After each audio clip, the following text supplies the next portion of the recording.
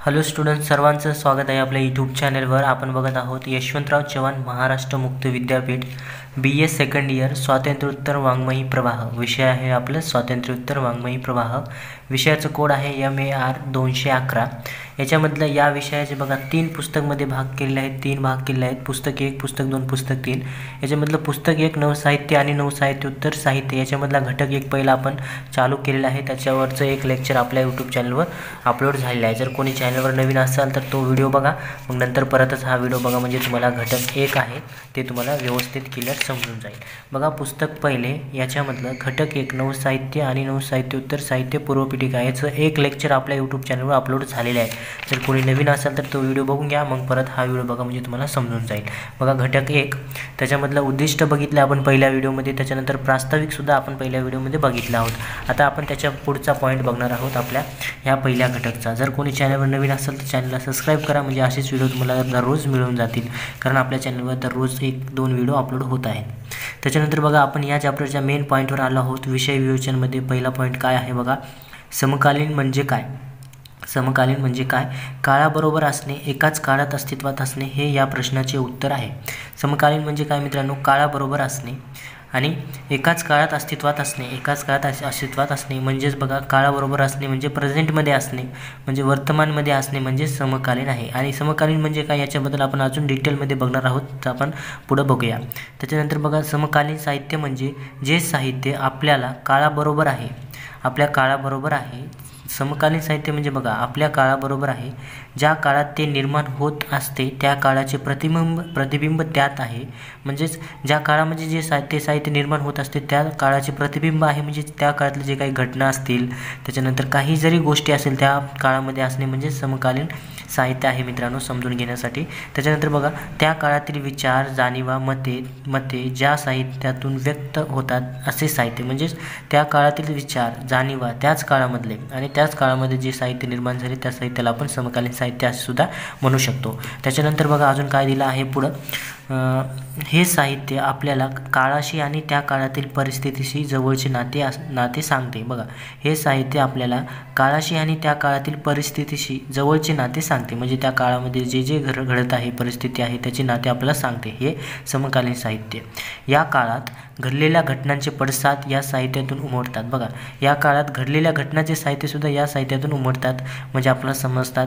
या काळातील मानवाच्या इच्छा, आकांक्षा, प्रयत्न, असहाय्यता, पराभव, वेदना, विद्रोह, स्वप्ने इत्यादीचा प्रामाणिक आविष्कार साहित्यातून होतो. म्हणजे माणसाचे जे काही इच्छा, आकांक्षा, प्रयत्न जे काही असतात, वेदना, विद्रोह, स्वप्न इत्यादीचा प्रामाणिक आविष्कार या साहित्यातून होतो मित्रांनो.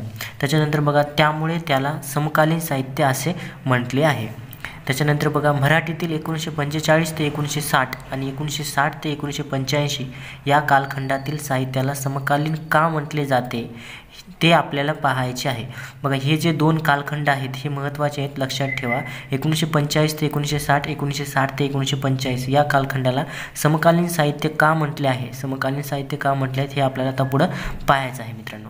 त्याच्यानंतर बघा व्यवस्थित ऐका तुम्ही. एक व्हिडिओ जर तुम्ही रिपीट बघितला तर तुम्हाला वाचायची गरज नाही, कारण तुम्हाला आयडिया येऊन जाईल की प्रश्न उत्तर कसं लिहायचे. MCQ टाईपचे पण प्रश्न तुम्हाला आपोआप लक्षात बसतात, आणि जिथं MCQ टाईपचे प्रश्न होतात तिथे तुम्हाला मी सांगणारच आहे.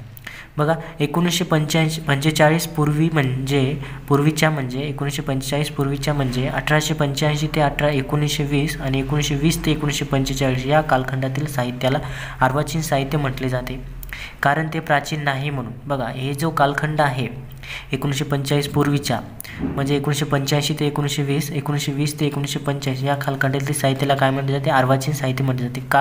कारण ते प्राचीन नाही म्हणून. त्याचप्रमाणे त्या साहित्याला आधुनिक साहित्य असेही म्हटले जाते. बघा अर्वाचीन पण म्हटले जाते आणि त्याला आधुनिक पण म्हटले जाते. अर्वाचीन आणि आधुनिक एकच साहित्य आहे. मग आधुनिक म्हणजे काय, आता पुढं आधुनिक म्हणजे काय हा पॉईंट आला.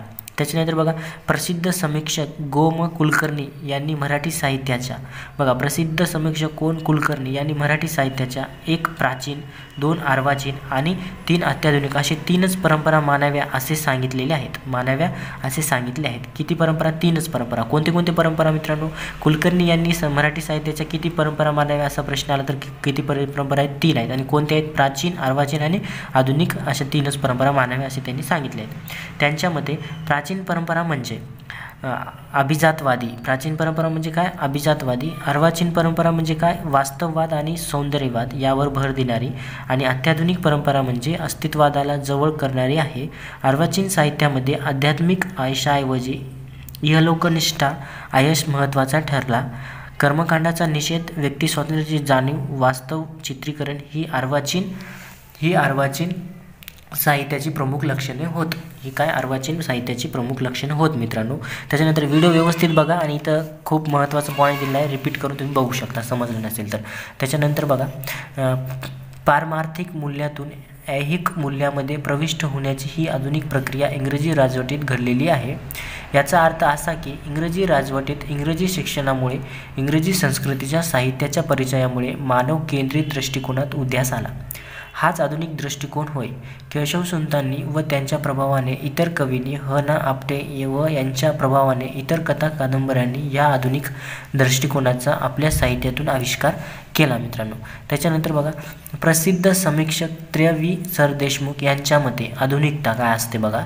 सरदेशमुख जे काय प्रसिद्ध समीक्षक आहेत सरदेशमुख यांच्या मते आधुनिकता काय असते. 1. प्रबोधन, 2. विद्रोह, 3. क्रांती या 3 गुणांनी संपन्न होत असते. आधुनिकता काय 3 गुणांनी, कोणत्या प्रबोधन, विद्रोह, क्रांती या 3 गुणांनी संपन्न असते. कोणाच्या मते सरदेशमुख यांच्या मते. जागेपण, बंडखोरी आणि नवीनाची उत्कृष्ट प्रीती हे आधुनिकतेची गुणधर्म अर्वाचीन काळात केशवसुतांमध्ये प्रकट झाले. त्यामुळे केशवसुतांची कविता ही आधुनिक कविता आणि त्यांचे प्रवर्तित केलेली कविता ही देखील आधुनिक आहे. आधुनिक कविता म्हणजेच बघा. याच्यानंतर एक इंग्रज समीक्षक G.S. फ्रेजर यांना आधुनिकतेत काहीतरी अचानकतेची अस्वस्थतेची चिवडणारी असमाधानाची जाणीव आहे असे वाटते. जीवन कशाने मोहरते, कशाने कोपरते याचा तलाश घेण्याची आस्था, चिंता आणि बैचेनी ही आधुनिक मनोवृत्तीची लक्षणे होत असे वि. सरदेशमुख यांना वाटते मित्रांनो. हे जे सरदेशमुख यांचं मत आहे हे सर्व. त्याच्यानंतर बघा वरील विवेचनातून आधुनिकता हा दृष्टिकोन आहे हे स्पष्ट झाले असेलच.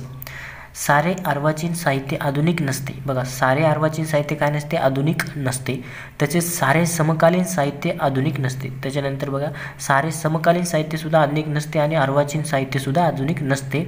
अर्वाचीन साहित्यातून आधुनिकता विशेष रूपाने प्रकट झाली म्हणून त्याला आधुनिक साहित्य असे नाव मिळाले. बघा अर्वाचीन साहित्यातून आधुनिकता विशेष रूपाने प्रकट झाली म्हणूनच त्याला आधुनिक साहित्य असे नाव मिळाले. पुढे त्या साहित्यातील आधुनिकता क्षीण झाले आणि 1945च्या सुमारास नवे साहित्य आले. बघा पुढे त्या साहित्याची आधुनिकता काय झाली, क्षीण झाले आणि 1945च्या सुमारास नवे साहित्य आले मित्रांनो. त्याच्यानंतर बघा 1945 पासून नवसाहित्याचा कालखंड सुरू झाला. 1945 पासून काय सुरू झालं, नवसाहित्याचा कालखंड सुरू झाला 1945 पासून. त्या वर्षी किंवा त्या वर्षाच्या आसपास मांडेकरांच्या कविता, गंगाधर गाडगीळ, अरविंद गोखले यांच्या कथा प्रसिद्ध होऊ लागल्या. बघा त्याच काळात जेव्हा 1945 साली नवसाहित्याचा कालखंड सुरू झाला की नाही, त्याच काळामध्ये त्याच काळाच्या आसपास मेंढरकरांच्या कविता, गंगाधर गाडगीळ, अरविंद गोखले यांच्या कथा प्रसिद्ध होऊ लागल्या. या कवितांनी व कथांनी मराठी कवितेचा आणि कथेचा चेहरा मोहरा बदलून टाकला. त्यांची कविता जे प्रसिद्ध होत आहेत त्याच्यामुळे मराठी कथेचा चेहरा मोहरा काय बदलून टाकला. कविता मराठीत नवकथेचा आरंभ झाला. तसेच 1945 साली दुसरे जागतिक महायुद्ध संपले. 1947 साली भारताला स्वातंत्र्य मिळाले.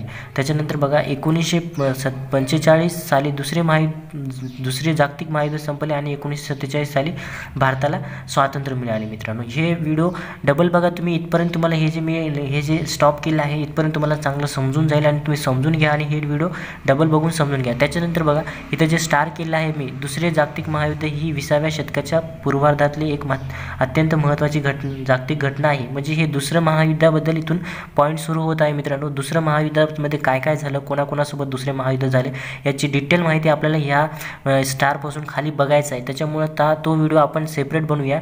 इथंच आपण हे व्हिडिओ स्टॉप करूया. जर तुम्हाला हे व्हिडिओ समजलं नसेल तर अजून एक वेळेस बघा आणि शांत डोकं ठेवून ऐकून घ्या. तुम्ही स्टोरी समजल्यासारखं सुद्धा समजून घेऊ शकता. आणि कोण चॅनलवर नवीन असेल तर चॅनलला सबस्क्राईब करा, लाईक करा, काही डाऊट असेल तर कमेंट करा. भेटूया दुसऱ्या व्हिडिओमध्ये.